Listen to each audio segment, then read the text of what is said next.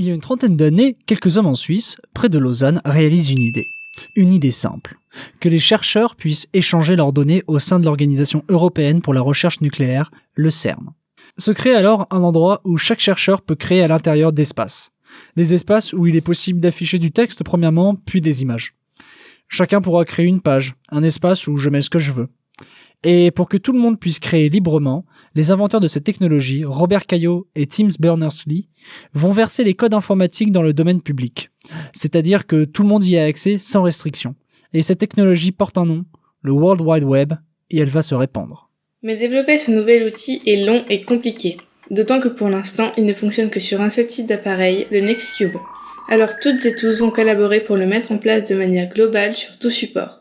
Il s'agit d'une collaboration entre des individus ne se connaissant pas, ne se voyant pas et habitant parfois à des kilomètres les uns des autres. Et c'est ça la véritable innovation avec le web. C'est que tous, qui que nous sommes, pouvons participer à celui-ci.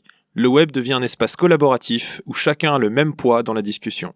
Chacun peut améliorer un outil pour pallier à ce qui lui manquait et par la suite le partager à nouveau.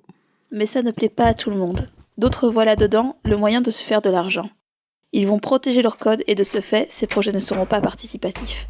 Le principe de propriété arrive sur la toile. Ces sites exploitent des données sans forcément nous dire lesquelles et les revendent. Et cette propriété prend de l'ampleur. La majorité de nos outils actuels sont verrouillés de toutes parts et on participe à remplir un coffre dont nous n'avons pas la clé. On enferme jour après jour nos données dans des cellules qui appartiennent à d'autres et qui font de l'argent avec.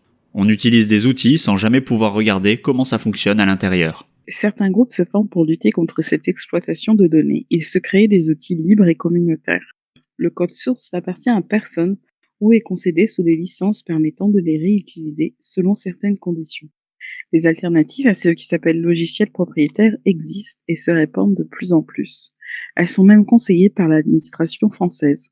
Alors pour ce nouveau monde, où une liberté règne, ne nous emprisonnons pas dans des processus qui appartiennent à une minorité. Épanouissons-nous dans ce qui n'appartient à personne, ou ce qui appartient à tous. Le web est un monde sauvage où chacun a sa place. Le web est un outil qui a changé en profondeur notre manière de voir le monde et de nous y exprimer. Nous façonnons toutes et tous le web quotidiennement Et collectivement.